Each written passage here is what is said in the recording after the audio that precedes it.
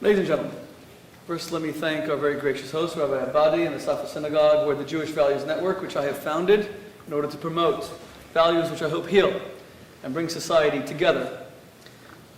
We founded this organization to promote those values, and this is one of our central locations that we always use, and we're very grateful because it's a beautiful synagogue, and it has a little escape hatch. If I lose the debate, sort of like Batman, I grab that rope, and I shimmy my way up. This is the second debate that I have had with Dr. Douglas Jacoby. I enjoyed our first debate so much that I wanted to reconstitute here in New York City. We debated in Chicago on a Saturday night, and the debate was starting just when the Sabbath ended, so my son, Mendy, who was with me, had to walk with me 3 miles in the scorching humidity and heat of Chicago, and I arrived drenched. No one wanted to sit next to me. My 2 opponents sat on the other side of the room, and then we did our debate. And Shabir Ally was a crucial participant in that last debate. So the fact that he cannot attend is a great shame. And it really demonstrates our need to rethink our policy vis-a-vis fighting terrorists. I believe in fighting terrorists strongly. I will address the Osama bin Laden comment in a moment. But Muslims are my brothers. They are my sisters. They are equal children of God to me and to Douglas and to every Christian. In the United States, dare never appear to simply be opposed to imams, God forbid. It is my hope that a peaceful Islam will flourish in the United States, just as I hope that a peaceful Christianity and Judaism will continue to flourish in the United States. And I don't know if we can get to the bottom of why Shabir could not attend. But I know there was a necessity of doing so because this is a just nation, a nation that I love, a nation to which I am completely committed, a nation that I celebrate, especially on today, Veterans Day, when we recall and remember all those who don the uniform and fight so that we can be free.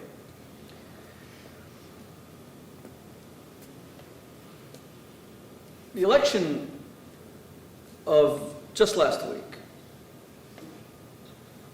demonstrated to all of us what America could be. Not because you necessarily support Barack Obama or his policies, but I think we all support the fact, even if you're the most right-wing Republican, that America could be the kind of country where a black man could be elected to its highest office, where the prejudices and the bigotry of the past remain just that, something buried in the past, a stain, mark on our history that defiled a nation that was conceived in liberty.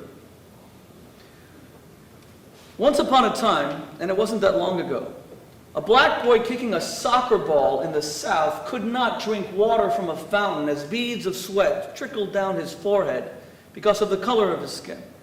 And we did a radio show the day after the election, and my producer, Megan Robertson, is here this evening. Hello, Megan. Megan is an outstanding producer and is one of my dearest friends. We did a show the very next day about going beyond tolerance. I think the word tolerance is a repugnant word. It's an offensive word. Dare I say it, it's an abomination. To tolerate someone is to stomach them. It is to put up with them.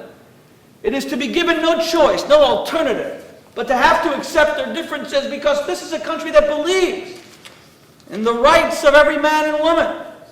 And if someone is different to me, I must tolerate that difference because this is a nation of laws. Was anyone inspired by what I just said? Can you imagine if a husband said to his wife, there's only one truth, and that truth is being a man. I therefore tolerate you as a woman. I stomach your femininity. By the way, there are husbands who do this. They sap from their wives their softness and their nurturing energy.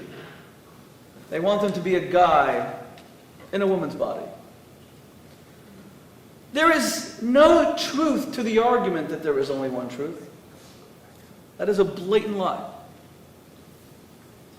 Who is true, men or women? Or do they both comprise together a higher truth whereby they enrich one another with their differences? And is that not also true of being black and white? God Almighty, I'm a white Jew and I've been enriched my entire life by a proximity and intimacy with the African American community, which I've had since I was a boy, becoming also in my 20s the first ever white radio host on America's oldest black radio station, right here in New York City, 1600 AM WWRL. I appointed the first ever African American leader of a major Jewish student organization, thousands of members. Mayor Cory Booker of Newark was my president. He spoke at this podium a few months back. Till today, he's like a brother to me. And that's because I didn't tolerate Martin Luther King's speeches. I was inspired by them. It was a different way to approach that one great truth of God and His children, collective humanity. But how we get there, there's different truths. This debate is not about whether Christianity and Islam and Judaism were once peaceful religions or were warlike religions. Of course Judaism has had violence in its past, and of course Christianity has had a great deal of violence in its past, and Islam has some violence in its present. But that's not the debate. The debate is whether you can take any religion and you can justify your animosity. You can find the most peaceful phrases and you can interpret them to be warlike statements that demand that you slaughter the infidel. I could take the Declaration of Independence and interpret it to be a war manifesto against New Guinea and to justify some invasion. We can read between any lines if we so choose. This debate is rather whether it is inherent in religion to be warlike, because each religion claims to be the only truth. That's the problem. Judaism may have had violence, but it's not a violent religion, because we are the only religion on earth that says we will not convert you to become a Jew because you don't upgrade your existence by becoming a Jew. You achieve you're not closer to God, you're not closer to truth. If you are born a Christian, and you lead a godly life, and you feed the hungry, and you clothe the naked, and you pray with your heart and soul before God, and you humble yourself, so you don't walk arrogantly. If you walk humbly with God, then of course you're as close to God as a Jew, and so is a Muslim. God Almighty, if the whole world were Jewish, it would be boring. Could you imagine if the whole world was only male? Or if it was only female? Difference is a blessing. We are enriched by difference. God is the one truth. Judaism is not the only truth, and Islam is not the only truth, and Christianity is not the only truth. It's not how you get there, it's getting there, it's the destination. The problem with Christianity and Islam, with all due respect, is that one great point. These are great world religions. You asked me before if I acknowledge the truthfulness of your faith. Of course I do, Doug. I've done so in each and every one of my books.